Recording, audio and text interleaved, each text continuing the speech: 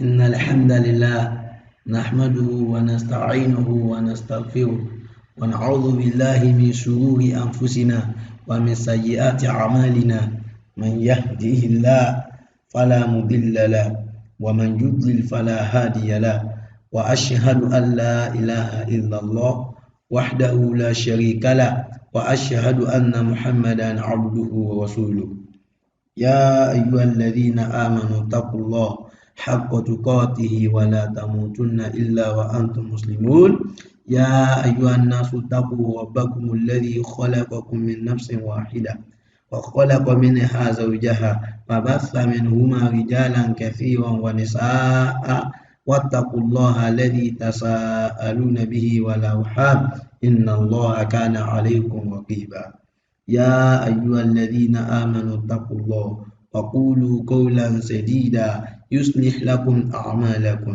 ويغفر لكم ذنوبكم ومن يطع الله ورسوله فقد فاز فوزا عظيما أما بعد فإن خير الحديث كتاب الله وخير الهدي هدي محمد صلى الله عليه وسلم وشر الأمور محدثاتها وكل محدثة بدعة وكل بدعة ضلالة وكل ضلالة في النار. السلام عليكم ورحمة الله وبركاته. Akí gbogbo mùsùlùmí níbikíbi tí ẹ bá ti ń gbọ́ wa, gẹ́gẹ́ bí ẹ̀kọ́ èdè Lárúbáwá tí à ń bá lọ, ibi tí a dé ibẹ̀ náà ni Ainul Mahmuz.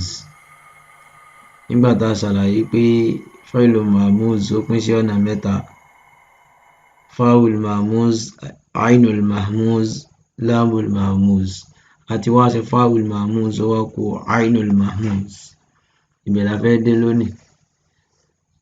Al-Qismu Thani min al-Failil Mahmuz, ìpín ẹlẹ́ẹ̀kejì nínú Failul Mahmuz.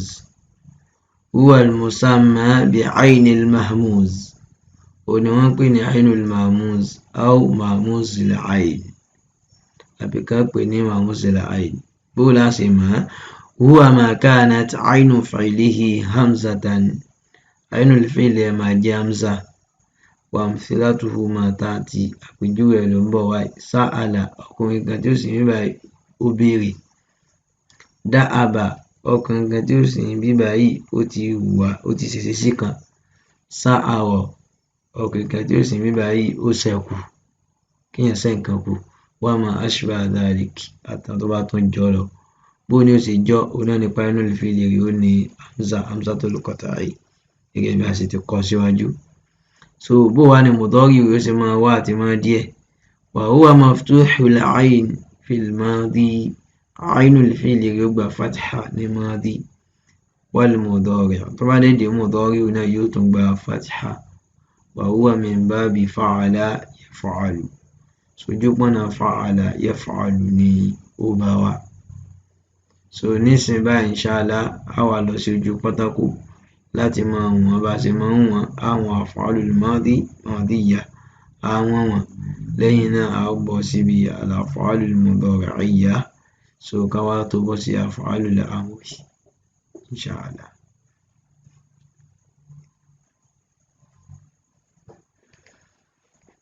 Gẹ́gẹ́ bí a náà ṣe rí ní ojú pátákó, Al-Qismu Thani min al-Failil Mahmuz, ìpín ẹlẹ́ẹ̀kejì ní nínú Failul Mahmuz. Àwa mú wa lápèjúwe báyìí ṣe rí pé Sa'ala,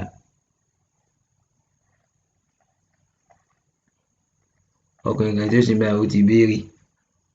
So Sa'ala, ìwé náà ni Allah subhanahu wa ta'ala ń lò ní Suratul Ma'arij.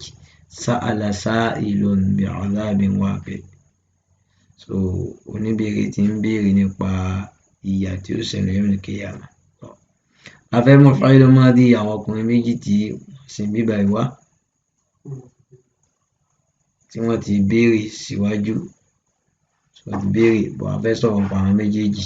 Iṣẹ́ méjì la ṣe. Iṣẹ́ alákọ̀ọ́kọ́ ló ń Failul Madi ọkùnrin kan tí kò sì ń bíbáyìí wá, òun náà ni Sa'ala àti mọ̀dé.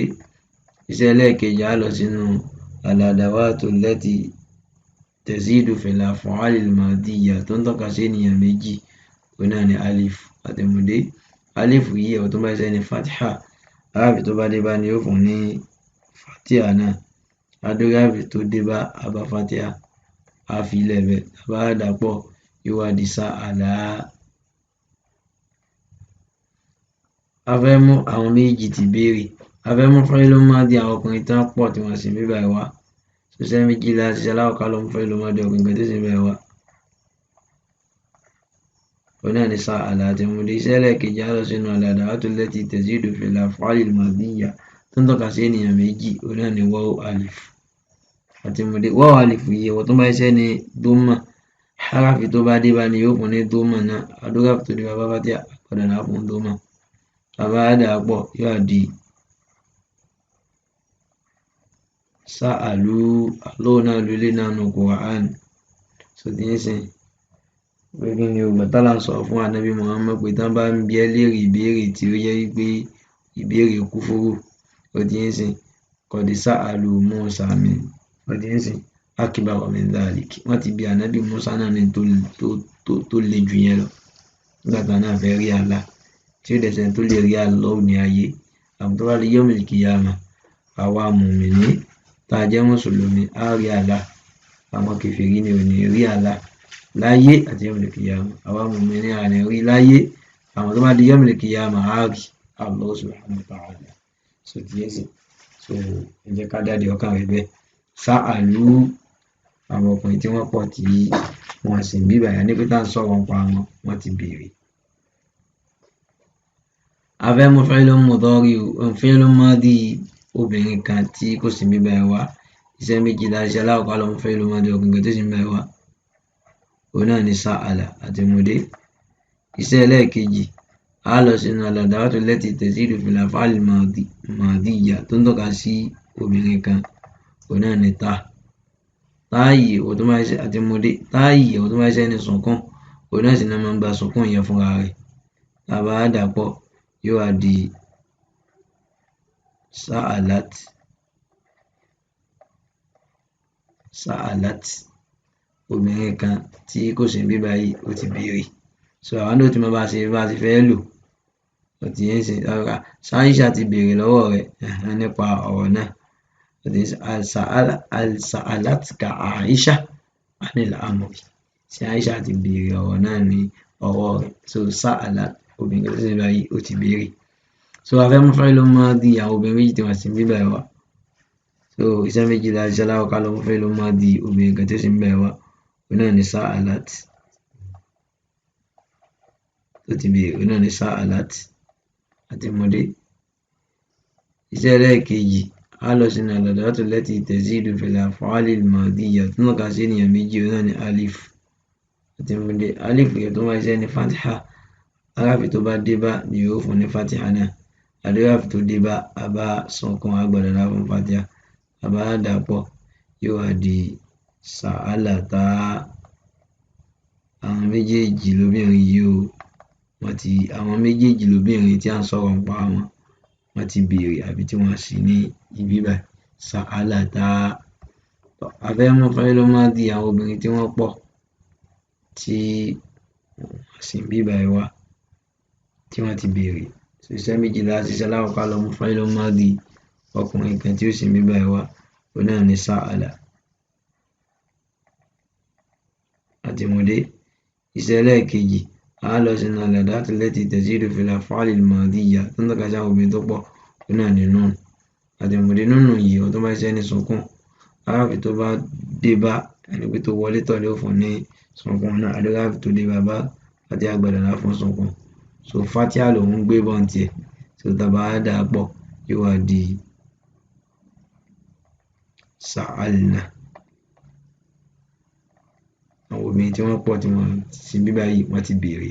Àmọ́ á wòye sí pé kí ni kò sí ọkùnrin ní àárín wọn. Tọ́kàn bá ti lè wà láàrin wọn, kò bá jẹ́ ọmọdé, sa'alu tá a lò ń bí báyìí ni a lò. Sa'alu gẹ́gẹ́ bá a ṣe ń kọ́ bọ̀. So torí tọkùnrin àti obìnrin bá ti rò pọ̀, so a sọ̀rọ̀ nípa wọn bí ọkùnrin ní gbogbo wọn ni. Àmọ́ tó bá jẹ́ pé obìnrin ní gbogbo wọn, tán ti bẹ̀rẹ̀ látorí mẹ́ta. Ibi báyìí ni a ti dúró ní òní. Tó bá di ilé ẹ̀kọ́ bákan náà tí a bá ní àwọn anything tá a fẹ́ sọ ní comment section ní YouTube, so a lè kàn sí wa ńbẹ̀, tá a bá béèrè ní ìbéèrè á dá wa lóhùn bí a ṣe ní ìkápá mọ́. So bákan náà tí a bá nífẹ̀ẹ́ sí láti darapọ̀ ní Facebook àbí ní Telegram àbí ní WhatsApp pẹ̀lú àwọn ọmọ akẹ́kọ̀ọ́ tó kù àti àwọn ẹ̀kọ́ tó ti ṣáwájú, inshallah, so a tún kàn sí yín ńbẹ̀ náà gẹ́gẹ́ bí àwọn ọmọ akẹ́kọ̀ọ́ tí wọ́n wà ní gbogbo jákèjádò àgbáyé, pàápàá jùlọ níbi tí ọmọ Yorùbá bá wà. So subhanaka Allahumma bihamdik ashhadu an la ilaha illa ant astaghfiruka wa atubu ilayk. Assalamu alaikum wa rahmatullahi wa barakatuh.